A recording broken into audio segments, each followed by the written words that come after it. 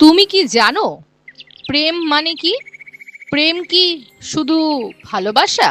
প্রেম কি শুধু কাছে থাকা, নাকি আরো কিছুর গভীর? শ্রীকৃষ্ণ বলেছেন, যে প্রেমকে বোঝে সেই প্রেমকে পায়। আজ আমরা সেই প্রেমের কথাই বলবো, যে প্রেম রাধা আর কৃষ্ণের মধ্যে সীমাহীন, শর্তহীন এবং চিরন্তন। প্রেম মানে কি? নারদীয় ভক্তি সূত্রে বলে, সা প্রেমা পরমা রূপা, অর্থাৎ যে প্রেমে শর্তহীন, ফলের আশাহীন, সেই পরম প্রেম। শ্রীকৃষ্ণ বলেন, প্রেম মানে নিজেকে হারানো, প্রিয়তমের সুখে নিজের সুখ খুঁজে পাওয়া। গোপীরা যখন বলেছিলেন, প্রভু, আমরা আপনাকে চাই না কোনো বিনিময়ে, আপনার সুখই আমাদের সুখ, সেটাই শ্রীকৃষ্ণের চোখে ছিল পরম প্রেম। রাধা ও কৃষ্ণ দুটি নাম, কিন্তু আত্মা এক।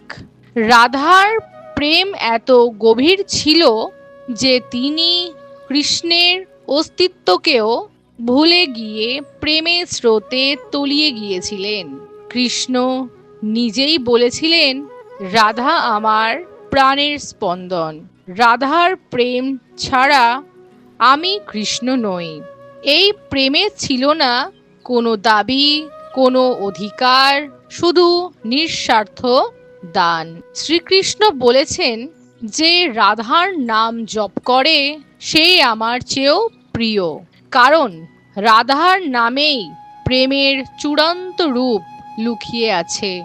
প্রতিদিন অন্তর থেকে যদি তুমি বলো, রাধে রাধে, রাধে রাধে, রাধে রাধে, তবে হৃদয় এমনভাবে শুদ্ধ হবে যেখানে কৃষ্ণ নিজেই এসে বসবাস করবেন।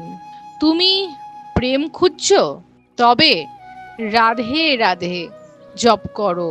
প্রেম কোনো বইতে লেখা নেই, প্রেম কোনো শাস্ত্রেও পুরোপুরি ধরা যায় না। প্রেম অনুভব করতে হয়, সেই প্রেমেই শ্রীকৃষ্ণের দেখা মেলে। মনে রেখো, যে প্রেমকে বোঝে সেই প্রেমকে পায়। এখনই একবার বলো, রাধে রাধে। হৃদয় কি হালকা হয়ে গেল না? ভালো লাগলে এই ভিডিও শেয়ার করো এবং প্রতিদিন অন্তত 108 বার জপ করো রাধে রাধে। জীবন বদলে যাবে, প্রেমের স্বাদ পাবে। রাধে রাধে।